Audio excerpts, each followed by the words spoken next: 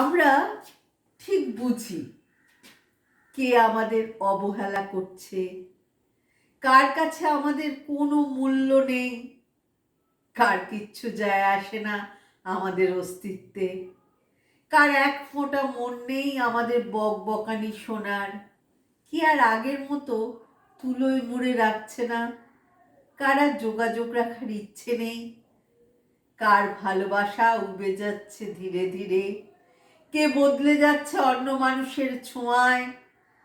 আমরা সবটা বুঝি, তবু এই পোড়া মন যে জায়গায় আটকে যায়, সেখানে আমাদের এত বেহায়া বানিয়ে ফেলে যে সবটা বুঝেও আমরা ঠায় দাঁড়িয়ে থাকি। যাবো যাবো করেও আর যাওয়া হয়ে ওঠে না, ভুলে যাব ভেবেও আর ভোলা হয়ে ওঠে না।